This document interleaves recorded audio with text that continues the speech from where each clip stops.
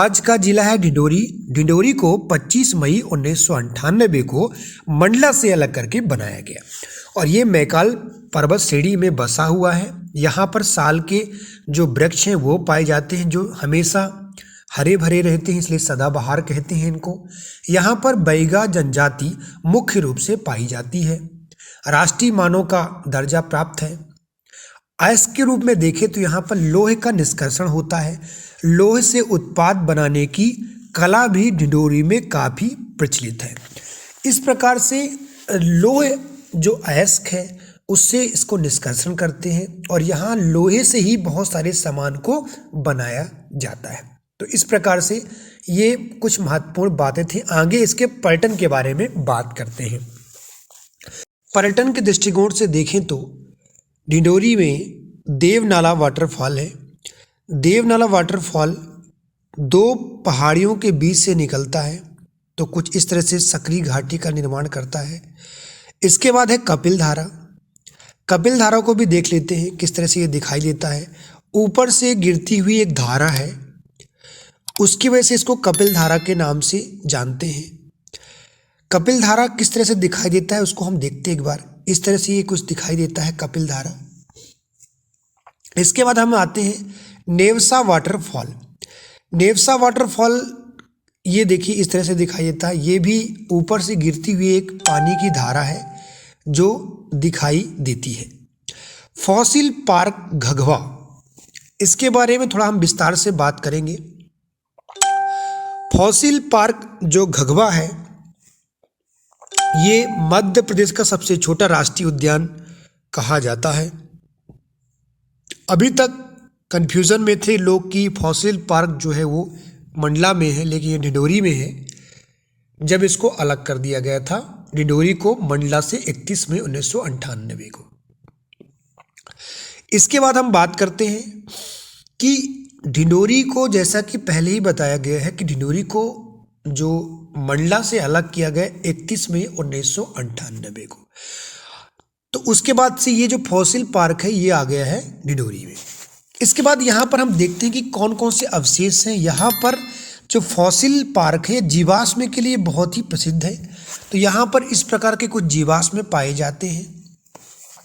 यहाँ पर कई डायनासोर के जीवाश्म भी मिले हैं, जिसकी वजह से इसे जीवाश्म पार्क घघवा भी कहा जाता है, यानी फॉसिल।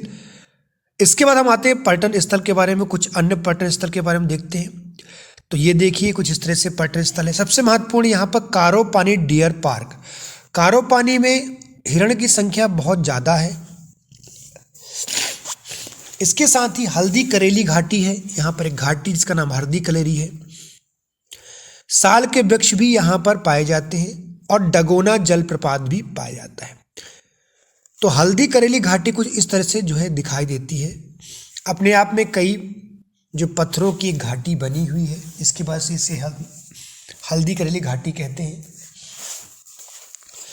इसके बाद देखिए ये साल के वृक्ष पाए जाते हैं जो बहुत ही महत्वपूर्ण है। डगोना जलप्रपात। डगोना जलप्रपात को डगोना इसलिए बोलते हैं कि आप एक डग में ही इसको पार कर सकते हैं, यानी एक ही छलांग से आप इस जलप्रपात को जो है पार कर सकते हैं, इसलिए इसको डगोना जलप्रपात के नाम से जाना जाता है। आइए अब हम चलते हैं धार्मिक स्थलों के बारे में। तो धार्मिक स्थल कौन कौन से यहाँ पर? कुकरड्रा मठ मंदिर। ये मंदिर के बारे में सबसे बड़ा इतिहास ये है कि इसको ऋणमुक्तेश्वर मंदिर भी कहते हैं। और ऋणमुक्तेश्वर मंदिर क्यों कहते हैं इसके बारे में बता देता हूँ मैं। यहाँ पर 10वीं शताब्दी में शंकराचार्य ने अपने गुरु से ऋण मुक्त होने के लिए इस मंदिर का जो है निर्माण करवाया। इस वजह से इस मंदिर को कुकर्रा मठ मंदिर के साथ साथ जो है ऋणमुक्तेश्वर मंदिर भी कहते हैं। तो ये बहुत ही महत्वपूर्ण पॉइंट था। उसके बाद हम आते हैं रामघाट। रामघाट चूँकि ये जो हमारा ढिंडोरी है नर्मदा नदी के किनारे बसा हुआ है, इसकी वजह से कई घाट यहाँ पर बने हैं। ढिंडोरी में बूंदर नदी भी है। अब देखिए रामघाट है, शंकर घाट है, रामगढ़ है, तो ये बहुत इम्पोर्टेंट पॉइंट है। इसके बाद हम बात करते हैं रामगढ़ के बारे में। रामगढ़ जो है अमरपुर के पास है। इसके पास ये अवंतीबाई, रानी अवंतीबाई की समाधि बनी हुई है। रानी अवंतीबाई ने यहीं से रहकर, अमरपुर से रहकर ही जो है अपना अंग्रेजों के खिलाफ जो है लड़ाई जो है की थी। एग्जाम के पॉइंट से बहुत ही महत्वपूर्ण है। रानी अवंतीबाई 20 मई 1958 को शहीद हो गई थी।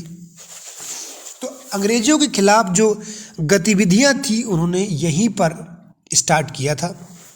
इस प्रकार से कुछ दिखाई देता है। अवंतीबाई की जो समाधि है यहाँ पर बनी हुई है और उन्होंने जो स्वतंत्रता संग्राम में लड़ाई लड़ी थी वो यहीं से उन्होंने संचालित की थी। उसके बाद रानी जो है शहीद हो गई थी। तो यहाँ पर एक बहुत ही महत्वपूर्ण पॉइंट है। उसके बाद देखिए रानी की जो है इस प्रकार से स्टेचू बनाया हुआ है। आगे हम बात करते हैं कुछ अन्य महत्वपूर्ण पॉइंट पर जो एग्जाम के दृष्टिकोण से बहुत ही महत्वपूर्ण है। चलिए चलते हैं।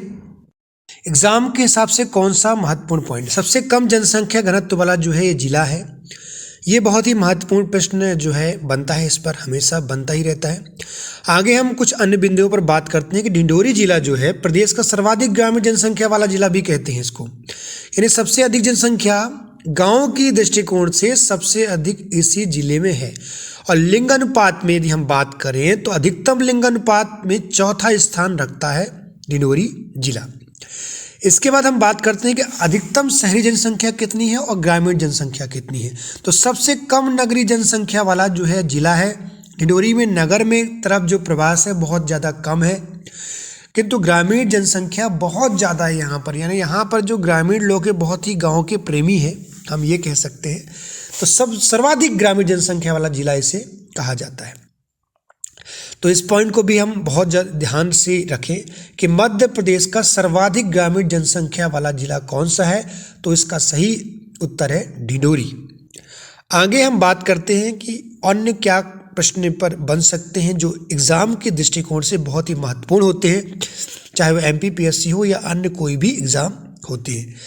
तो उसमें कौन कौन से पॉइंट बनते हैं, तो चलिए देखते हैं। आगे क्वेश्चन पर हम बात करते हैं। सबसे पहली बात ये ध्यान रखना है इसमें जो डिंडोरी जिला में, कि डिंडोरी जिला में और कौन सी शिशु लिंगानुपात में दूसरा स्थान रखता है। यानी अधिकतम लिंगानुपात में चौथा स्थान रखता है, जबकि शिशु लिंगानुपात में दूसरा स्थान रखता है। सबसे कम सिंचाई वाला जिला भी इसे कहते हैं, यानी सबसे कम सिंचाई होती है यहाँ इस जिले में। तो ये भी महत्वपूर्ण है, कृषि के दृष्टिकोण से बहुत महत्वपूर्ण प्रश्न बन सकता है ये, क्योंकि अधिकतम सिंचाई तो नहीं होती है, क्योंकि अच्छा नर्मदा नदी किनारे बसा हुआ है। फिर आगे क्वेश्चन पे हम चलते हैं। और क्या राष्ट्रीय उद्यान घुघा, इसके बारे में हम पढ़ ही चुके हैं, पहले भी बताया था मैंने इसके बारे में। तो जीवाश्म राष्ट्रीय उद्यान क्यों कहते हैं इसको, क्योंकि यहाँ पर जीवाश्म, इसकी खोज की थी 1963 में बना था ये, और इसकी खोज डॉक्टर धर्मेंद्र द्वारा की गई 1970 में। यानी डॉक्टर, क्वेश्चन दोनों इसमें महत्वपूर्ण है, किसने बनाया और कब बना और कब इसकी खोज की गई। इसके बाद हम आते हैं कुछ अन्य पॉइंटों पर। देखिए चलते हैं। चलिए नेक्स्ट क्वेश्चन पर चलते हैं। तो यदि इस पर कोई क्वेश्चन बनता है कि जीवाश्म राष्ट्रीय उद्यान कब बना था, तो 1963 इसका आंसर होगा। और जीवाश्म राष्ट्रीय उद्यान जो है किसके द्वारा खोज की गई थी, डॉक्टर धर्मेंद्र के द्वारा की गई थी, और किस सन 1970 में की गई थी। साहिनी बीर इंस्टीट्यूट लखनऊ द्वारा इसको रिसर्च किया गया है इस पर। यहाँ की नदियों के बारे में बात करें तो मुख्य रूप से यहाँ पर नर्मदा नदी बहती है, और कृषि के रूप में बात करें तो यहाँ पर मक्का और कोदो, कुटकी जो है यहाँ पर प्रमुख फसल है। इसके बाद वनों के बारे में बात करें तो सदाबहार साल के वृक्ष पाए जाते हैं। सदाबहार साल के वृक्ष कुछ इस प्रकार से जो है दिखाई देते हैं, और यहाँ पर मुख्य रूप से बैगा जनजाति पाई जाती है। चलिए बैगा जनजाति के बारे में कुछ अन्य महत्वपूर्ण बात कर लेते हैं। यहाँ की जो बैगा जनजाति है वो कुछ इस प्रकार से, इनका जो वेशभूषा होता है बैगा जनजातियों का इस तरह से दिखाई देता है। इसके बारे में बैगा जनजाति जो होती है यहाँ पर शिकार कला और औषधि ज्ञान, साथ ही इनका एक रेडियो प्रसारण केंद्र भी है। इसके साथ ही ये पाटनगढ़ चित्रकला में बहुत ही महत्वपूर्ण मतलब अपना रोल होता है इनका। बैगा जनजाति के बारे में और कुछ महत्वपूर्ण बात करते हैं तो इनके लोक नृत्यों में सुआ नृत्य और कर्मा लोक नृत्य है, साथ ही बिल्मा और झरपट लोक नृत्य है। पाटनगढ़ चित्रकला की बात करें तो कुछ इस प्रकार से ये लोग चित्र जो है अपने बनाते हैं। घरों में। संबंधित व्यक्तियों के बारे में बात करें तो जन गण सिंह संयाम जी हैं, जो कि एक प्रकार के चित्रकार हैं, यानी चित्रकार हैं और ये अंतर्राष्ट्रीय ख्याति प्राप्त चित्रकार हैं। जापान में इन्होंने अपनी जो है प्रदर्शनी लगाई थी। साथ ही साथ ये 2011 में इनकी मृत्यु हो गई है, जबकि इनको पद्म श्री सम्मान से सम्मानित भी किया गया है। तो इस प्रकार से ये ढिंडोरी जिले के महत्वपूर्ण व्यक्तियों में शुमार हैं।